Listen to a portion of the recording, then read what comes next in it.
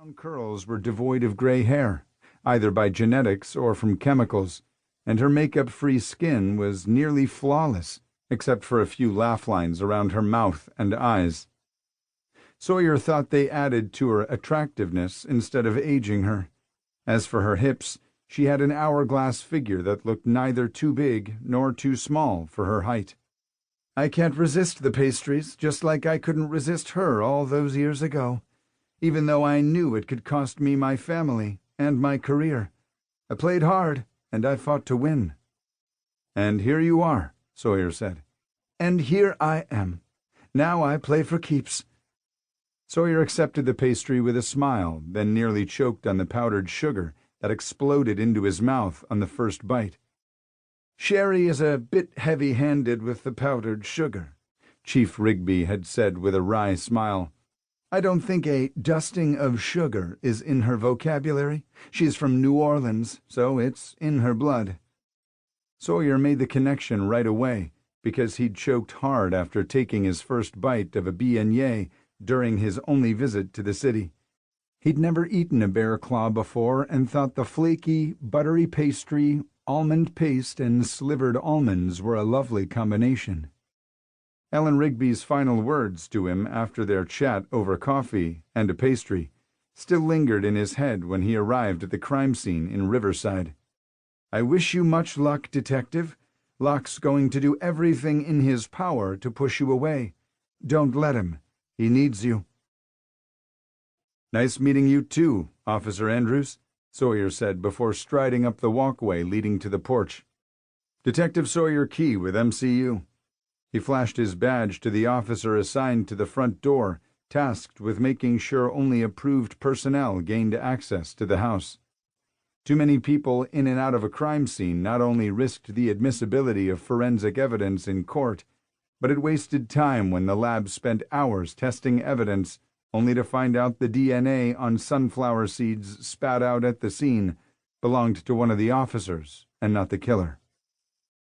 "Officer Robert Jones, but everyone calls me Bobby.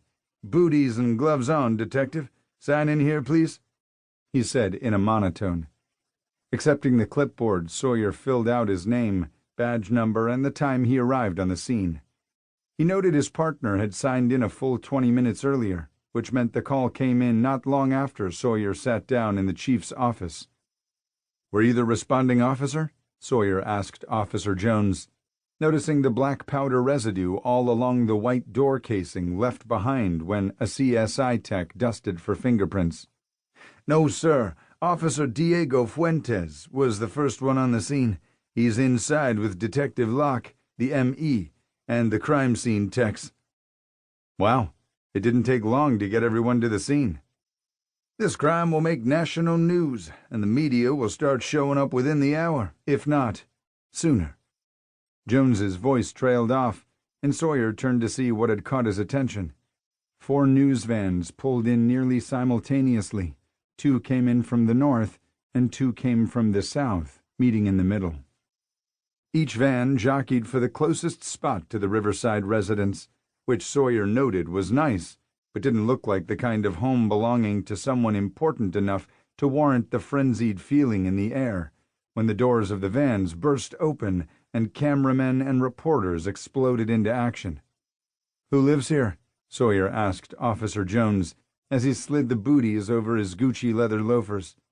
"Lived," Jones corrected. "Died from blunt force trauma to the head. They didn't tell you who the victim was?" The more they conversed, the more the officer relaxed around Sawyer. "No," Sawyer said.